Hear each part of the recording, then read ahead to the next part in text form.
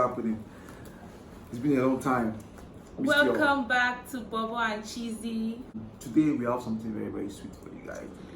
Yeah. Package something very, very. You know, we give you the juice. Fire The brand. juice. Yeah. Yeah, raw. The one is raw. Today we want to talk about something in marriage. We just feel like marriage is so important. It could make you or it could actually break you. In marriage, this is what we try to do. Whenever we have experience, whatever experience we have, we try to share it, we try to analyze it, and we try to get better at it. So sometimes we hear many things about marriage and it seems so theoretical, but what we are trying to do for us and for you is that we want to make it practical. So if you experience things like this, don't think you're alone. Like, things like this don't happen in marriage. Yeah. So we want to help you get equipped and get prepared. Okay, so we call it collateral damage because it is damage that happens usually unintended. So something occurs and then without you knowing, it's not intentional, but it inflicts an injury or a damage on something else just because of that occurrence. Let's explain it in marriage. What does it mean in marriage? So give us that explanation. All right. So sometimes, see, fight must come in marriage. See, if you're not ready to, Yeah, you can fight. Yeah, if you're not ready to have this agreement, don't even bother getting married. So disagreements will come, arguments will come, different opinions will come. People will feel that they are not loved. People will feel that they're disrespected. And see, that's those, and selfishness is going to destroy everything actually. But that's not what we're going to talk about. So people will feel that, and when fight results, sometimes your emotions can push you to say things that you don't want to say. Can push you to do things that you don't want to do. Yeah. Can make you, especially saying things that you don't want to say, especially like just being very, very one kind. And all of a sudden you knew that because of the passion of what maybe she was saying and what she was replying, you know, next you say I'm mad, you're stupid, you're crazy.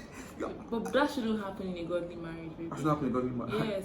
That should happen in a godly marriage. But these things happen. No, to marriage be will not be honest, used in a day, not possible. All these pastors you're saying they are fighting. no, but you shouldn't be uttering vile words like you're You mad, don't you're know. stupid, all those kind of things. I think Yes. that is really abusive, and it's not even a healthy That's way. what I'm trying to say now. That's like the collateral damage itself.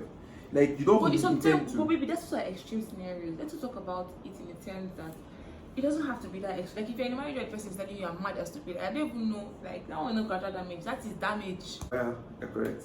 But I'm sure you understand what I'm saying, guys. Forget about this one. It's when you just feel like that and you say something, you just give them one, you just give your wife one, and you just behave somehow. And maybe those stuff were sensitive stuff, like because you know that this is a sensitive part of my life, I now move into just so that it will pin her very well. So let's talk about let's say maybe something like maybe your wife just gave birth and she just gave birth to your child, or you guys just had a baby and your wife has gained a few kgs, you know, a few pounds, and you know maybe you guys are talking about something and then you just go, you're just fat. Do you get? You go, you're just fat, and then she's like, why would you call me fat?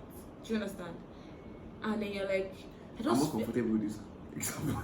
Why are you not comfortable? I'm not comfortable with it. Why?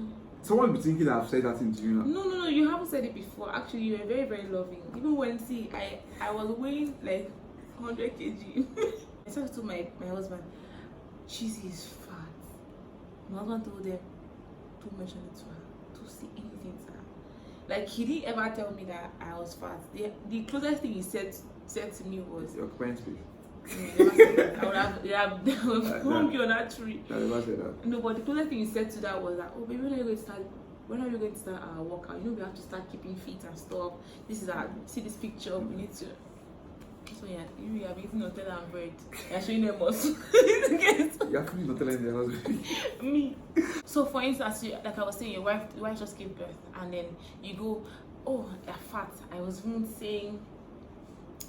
saying it to my mind, and I just fat, you need to lose some weight, and then maybe you were joking about it, or look at that hippo in Nigel Wiles, it reminds me of you, or maybe you're just cracking jokes, but the person sees that something really said, oh yeah, why are you smiling? Okay, so you tell the woman that she's fat, right? And you didn't mean it that way. You wanted to just laugh. You wanted both of you just laugh about it and laugh over it. And then she goes, why did you do that? And then you apologize that I'm sorry. I didn't mean to say that. That was not my intention. I wouldn't. Don't worry, it That's won't happen again. And then the wife goes back, and 3 days later, that are relating with people, maybe in church, and he's like, and he tells somebody, "Oh, you look good." He tells the lady, "You look good," and then in your mind, you're going, like things start running through your mind. You start thinking maybe so, I'm not attractive to him anymore. Maybe you're thinking based on the experience you guys had, that what he apologized for. So the collateral damage in this case is the afterthought, the thoughts that come to your mind after you have had an issue, you have discussed it, you have treated the disagreement, and it has been explained. But 3 days later, a week after, those thoughts, the devil brings back thoughts to you to distrust your spouse, thoughts that will make you sad, make you live in disagreement. So that is the collateral damage we're talking about. So how do we deal with that? Is it really real in marriage? Yes, it really happens, baby. Like, it happened to me. Like, I felt that how about this issue? Well, let's overlook it. The Bible says in Proverbs 19:11 says that someone has good sense if he's slow to anger, and it's the glory of a man to overlook an offense. You get? But you see, that was also not what I'm saying, and there's a lot of wisdom in it, in the sense that it is good for you to overlook an offense when you understand where your partner is coming from. Many of you have created an establishment that, okay, yes, this is where I'm coming from, this is what I meant. But when you don't understand it, what happens is that after 2 weeks, after like the next day, the devil starts bringing up that thought again. See what she even said, see what he even said. Next thing, you're driving the car alone, whenever you're alone, what happens when I'm driving alone? Next time, oh my God, he says to me, "Oh, I will kill this." I was driving, and next thing, I was just thinking, oh, when I purchase this house, when I build this house, okay, yes, how much should I put my wife's name? How much should I put this asset in my wife's name? Or if in the future, this was next knowledge. I'm like, oh my God, but what are you thinking? You that you could not even hesitate to give your wife anything. And the people said, and I stopped. Next 2 seconds, the people said, why are you even thinking about it? And he just brought me to one incident that happened one time, and I was like, wow. Came back home that weekend. In the room, I called my wife and I split. I called my wife and I told her, baby, this thing that happened, this is what happened to me, and I knew that it was an incident. Now see the issue. What did you mean when you said this thing? When you said that I was this person, what did you mean? And I'm like, man, I didn't really mean it like that. I'm sorry. This is what was it.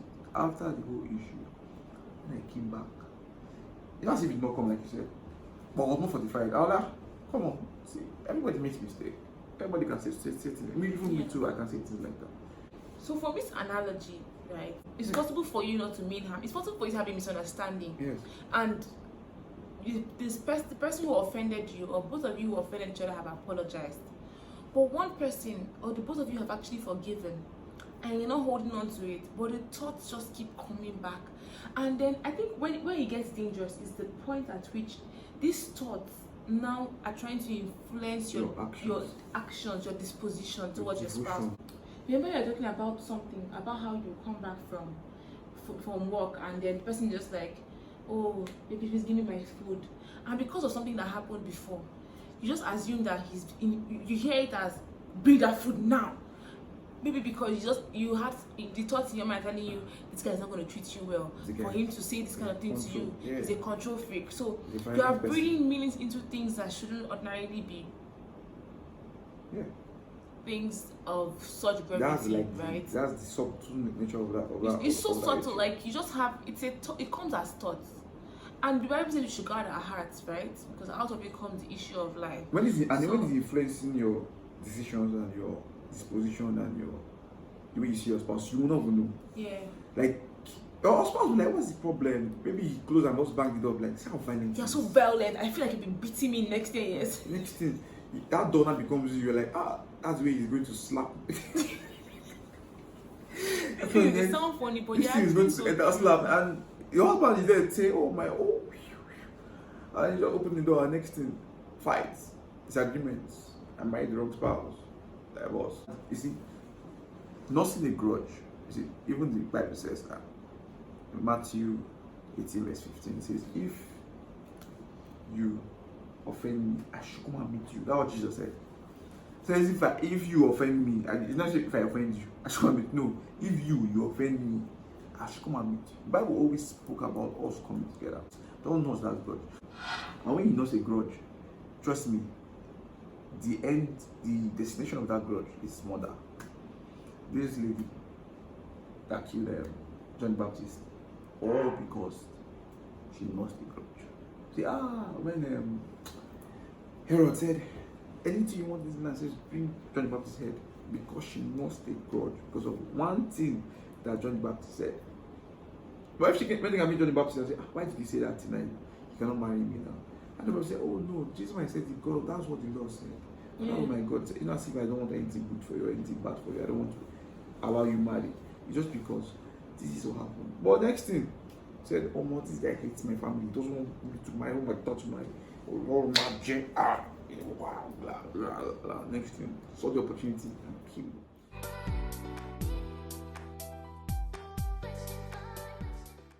Identify the root cause.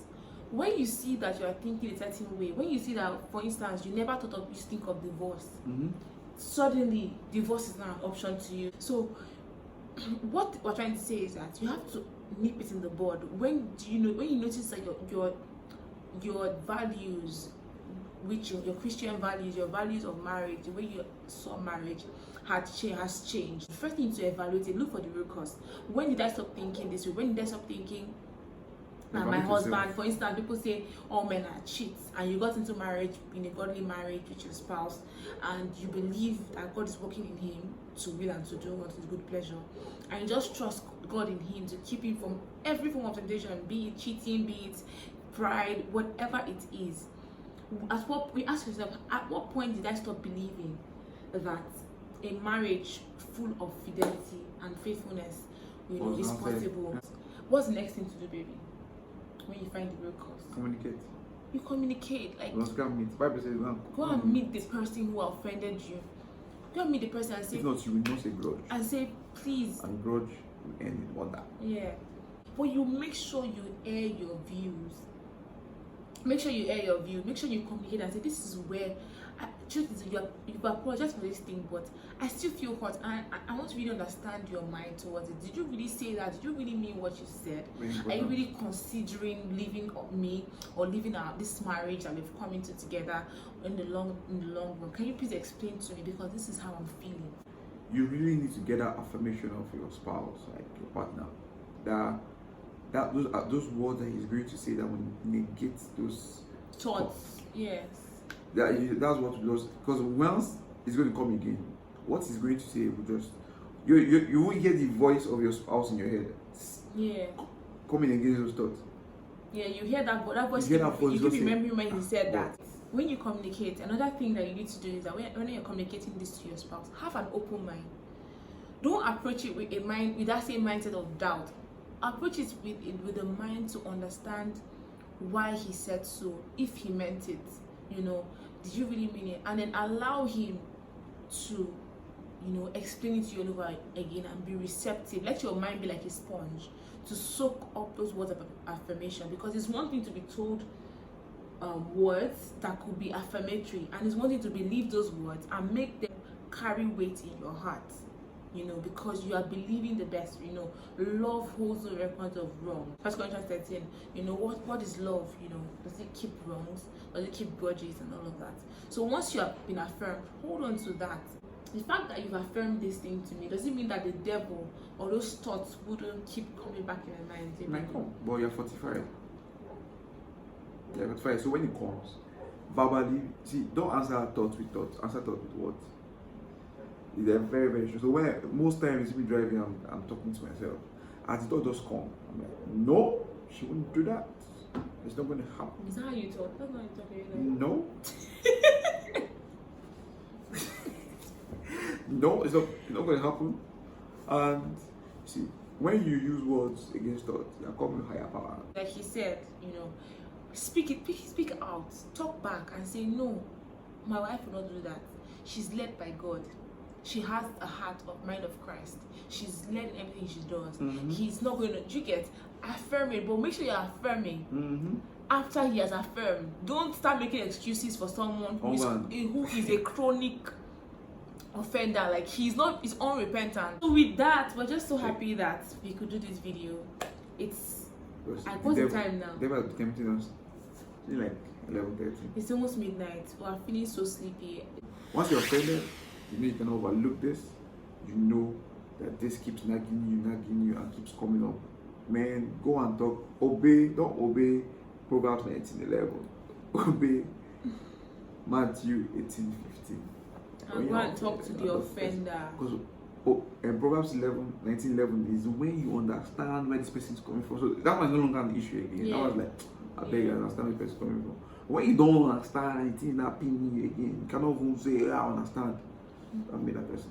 Well, I made that person. I will win. You will gain. The Bible says you will gain that person. Win that person over. And then the Bible also says if you're not able to win that person, you should go back and get 2 or 3 people to talk to the person. So if you need guidance, if it's something that is not being resolved and you need guidance, don't be afraid to seek help. Please. Don't be afraid to seek help, and seek help from the right people. Seek help from people who are in tune with God. Spirit-filled. People who are spirit-filled, people who will give you an undiluted advice. Alright guys, stay tuned. So guys, watch out for our next video. We love you so much, and if you're new to Bobo and Chizzy, welcome. How did you find us? If you're nice enough, if you really just leave a message on how you got to know about our channel. We're a growing channel, and we would love to know more about you. In as much as you keep in touch with us, our social media handles will be in the link below. Will be linked down below, and don't forget to like, share, and subscribe to our channel. Bye. I was driving one day and about to purchase a God, what did you miss?